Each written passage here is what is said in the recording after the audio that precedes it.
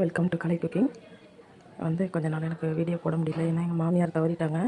அதனால் என்னால் போட முடிஞ்சப்போ நான் கொஞ்சம் நாளைக்கு அதுலேருந்து மீண்டு வர்றது கொஞ்சம் சிரமம். அதுக்கு நான் என்னால் முடிஞ்சப்போ நான் வீடியோ போடுறேன். இது வரைக்கும் எனக்கு ஆதரவு கொடுத்ததுக்கு ரொம்ப நன்றி. இன்றைக்கி நம்ம தக்காளி சாதம் எப்படி செய்கிறதுன்னு சிம்பிளாக பார்க்க போகிறோம். ஃபஸ்ட்டு நான் இந்த இஞ்சி பூண்டு வச்சுருக்கேன். நாலு பேர் 5 பேர் சாப்பிட்ற மாதிரி செய்ய போகிறேன். 4 பேர் சாப்பிட்ற மாதிரி இஞ்சி பூண்டு வச்சுருக்கேன். அதில் ஒரு கொஞ்சோண்டு இவ்வளோ அளவு இஞ்சி பீஸு, ஒரு பூண்டில் பாதி பூண்டு வச்சுருக்கேன். ஒரு கை புதினா,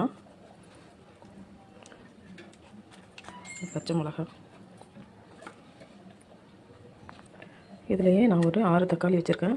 அதையும் நான் அரைச்சி தான் போட போகிறேன். ஏன்னா இங்கே வாயில் படுன்னு சொல்கிறாங்க. ஒரு தக்காளி மட்டும் நான் முழுசாக நைஸாக அரிஞ்சு போட போகிறேன்.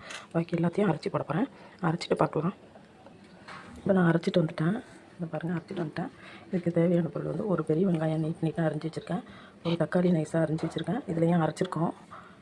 ஒரு பச்சை மிளகா, 2 பச்சை மிளகாயிலே பாதி அரைச்சிருக்கேன். 1.5 பச்சை மிளகாய் இங்கே வச்சுருக்கேன். ஒரு 2 ஏலக்காய், ஒரு இலை, ஒரு 2 பட்டை, ஒரு 3 கிராம்பு இதான் வச்சுருக்கேன். இப்போ நம்ம எப்படி செய்யறதுன்னு பார்க்கலாம். அரிசி 4 பேருக்கு உள்ள அளவு நான் எடுத்து வச்சு நான் கழுவி எடுத்து வச்சுருக்கேன். நீங்கள் பிரியாணி அரிசிலையும் செய்யலாம், இல்லைன்னா உங்கள் சாப்பாட்டு அரிசிலையும் செய்யலாம். நான் இன்றைக்கி எங்கள் சாப்பாட்டு அரிசியில் தான் நான் செய்கிறேன். இதுவே நல்லா பிரியாணி அரிசி மாதிரி தான் இருக்கும். அதனால் நான் இதிலேயே செய்கிறேன். இப்போ எப்படி செய்கிறதுன்னு பார்க்கலாம்.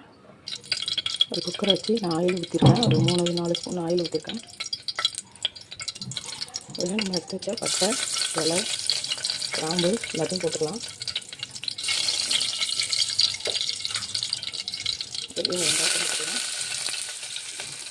பட்டை, கிராம்பு, ஏலக்காய், வெங்காயம், பச்சை மிளகாய் எல்லாத்தையும் போட்டு வதக்கிக்கலாம். தக்காளி வெங்காயம் நல்லா வதங்கிடுச்சு. இப்போ இந்த தக்காளி எடுத்து வச்சால ஒரு தக்காளி அதை போட்டுக்கலாம். தக்காளி வதங்கிறதுக்கு உப்பு போட்டுக்கிறேன். நான் தேவையான உப்பு,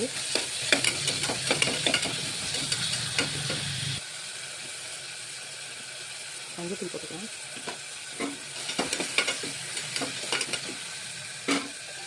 தக்காளி சாதத்துக்கு தேவையான உங்களுக்கு காரத்துக்கு தகுந்த மாதிரி மிளகாத்தூள் போட்டுக்கோங்க. தாளிக்கிறப்ப இன்னொரு பொருள் சொல்ல மறந்துட்டேன். சோம்பு இருக்குது பாருங்கள், சோம்பும் ஒரு ஸ்பூன் இதில் போட்டுக்கோங்க. உங்களுக்கு நான் ஒரு 1/2 ஸ்பூன் எடுத்து வச்சுருக்கேன், அதை போட்டுக்கோங்க. முழுசாக உள்ளது இது மாதிரி நசுக்கி விட்டு போட்டுக்கோங்க. இப்போ நம்ம அந்த மசாலா அரைச்சி வச்சதுனால அந்த மசாலாவையும் ஊற்றி கிளறிக்கலாம். இஞ்சி பூண்டு தக்காளி புதினா எல்லாம் அரைச்சாங்க, அதை நல்லா போட்டு கிளறிக்குவோம்.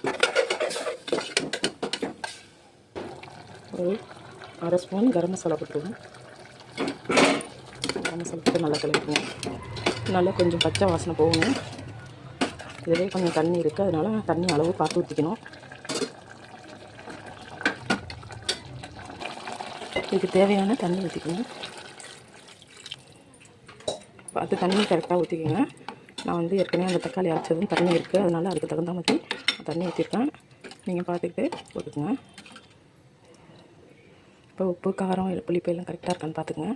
பார்த்துட்டு கொதி வந்தோன்னா அரிசி போடலாம். இப்போ தண்ணி நல்லா கொதிச்சிருச்சு. இந்த ஸ்டேஜில் கொஞ்சோண்டு நான் நெய் ஊற்றிக்கிறேன். வாசனைக்காக 1 ஸ்பூன் நெய் ஊற்றுறேன். அதுக்கப்புறம் நீங்கள் அரிசியை போட்டுக்கோங்க.